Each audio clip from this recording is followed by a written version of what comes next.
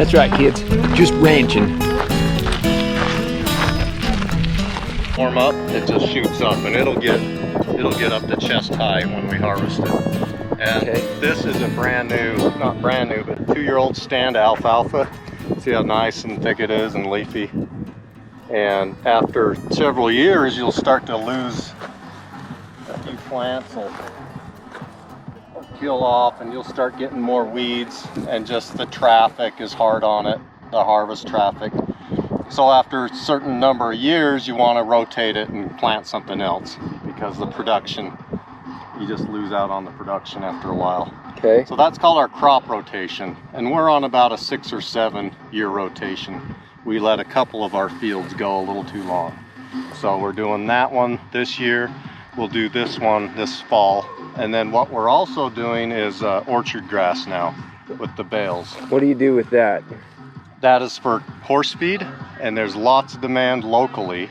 Almost everyone in this valley ships their hay off to California, to the dairies, or export. Okay. And all the people left with horses are left searching for hay, so I want to fill that need. And not too many people do it. It's a lot of work messing with the small bales. Do you cube them? Well, the majority of our hay is still cubed, and that's where you get the hay wagons. Hay wagon! Those, with the tractor, pulls a chopper. You cut, let it dry, rake the 2 rows together, then you come in when the hay's dry and nice and crispy and chop it. It's called dry chopping into these wagons. And we haul the wagons about 8 miles to a cuber. Unload it with these trucks that have hydraulics, open up the back doors, and they slowly dump out. And then you come back with the empty and then fill it back on your field. So there's nothing faster to clear a field than chopping. And we have good conditions. We have nice dry, it's usually windy, so it's ideal conditions for chopping. But you lose a little bit on the harvest process. You lose a lot of dust and leaves. And and the market's just hasn't been as great. Why is that? You don't want to put all your eggs in one basket, you know, and that's why we had to do the barn. Is one year the Japanese market said we're not taking any hay, so we were stuck having to bale it, and we didn't have any equipment, so we paid someone to bale. The stacks just sat out here. Here came some rains, and it just rained and rained and rained on these stacks of bales. Well, it turns out it didn't ruin them, but you just hate to see those stacks out. So I said, well, if we're gonna bale, we need somewhere to store them. So the next year, oh, cube market's strong again. Chop everything. So here we have a barn that's short equipment in. We're having parties in it. It's serving its purpose right now. How much is your power bill? I'm guessing those pumps suck you dry. Those are power suckers for sure. We're at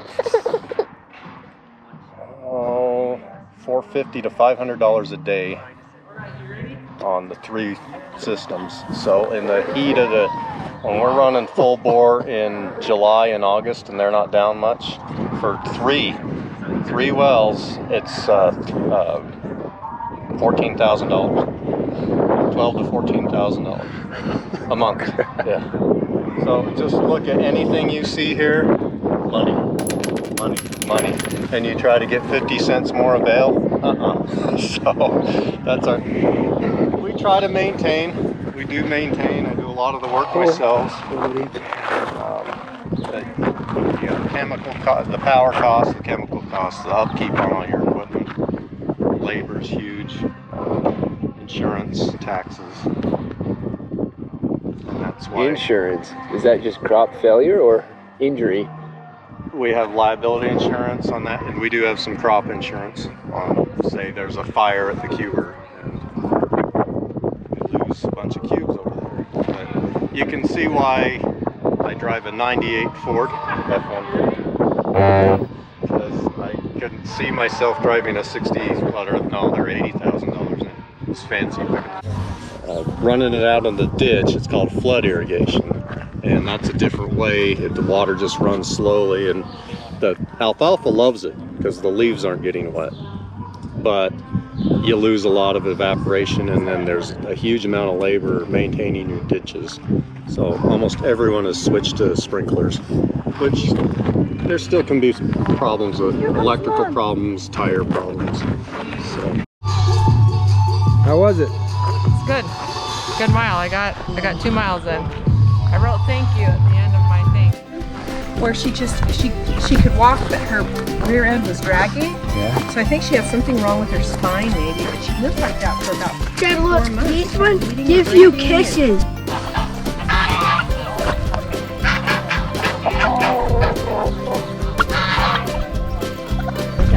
See the little brown one that's closest to us over there? She's about 2 years old. Oh, toes. Cool. Yeah, they get cut too. That's mommy.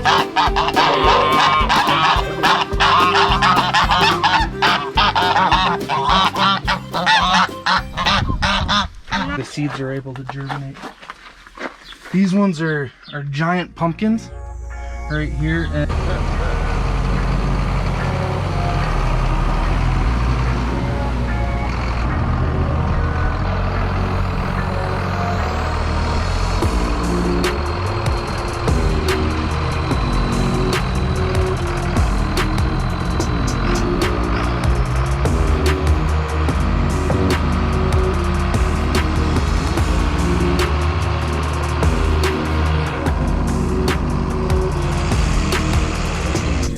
When is harvest? we'll be doing this in a couple weeks, and we'll probably be doing the grass in about 3 weeks, and the alfalfa in, well, it's already the 9th, first part of June. Okay. Usually just depends on the bugs and the cold, and that water is going to rush in, or also the drier layers up above. The water and those dry layers are going to just collapse your well.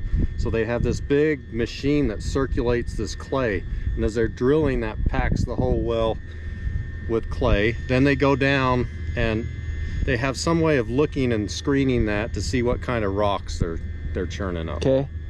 So then they put this 24-inch casing down, and they determine where the water layers are and put the perforations. That's what holes that let the water come in. And then, so that's your outer column, a tube, and a shaft. So it's so hard to picture.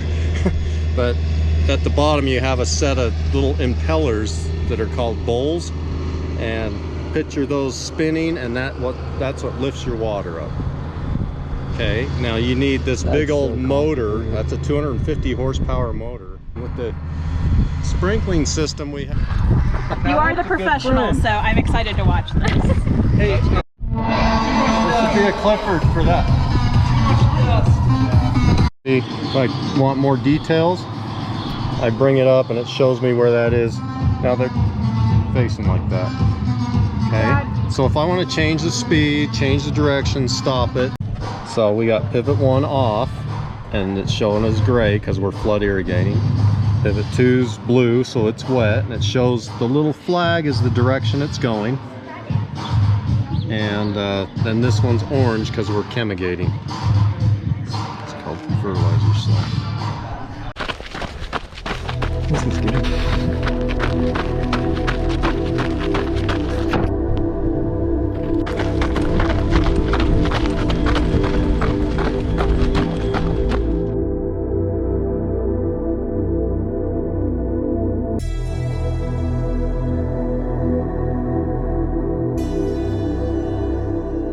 After visiting with Rick and seeing his farm, it made my respect for farmers everywhere grow immensely.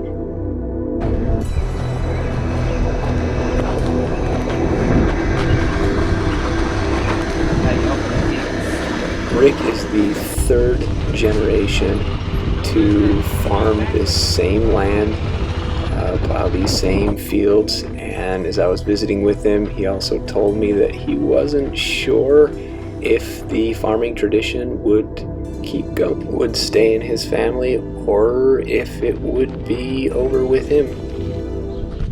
famous pull-up bar with Brett's bike lock.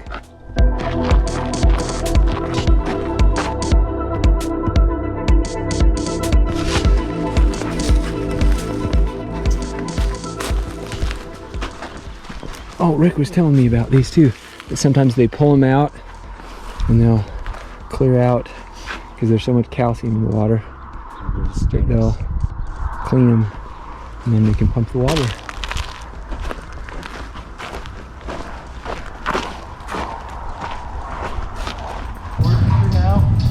Sunshine, you're walking a lot better than the last time I saw you.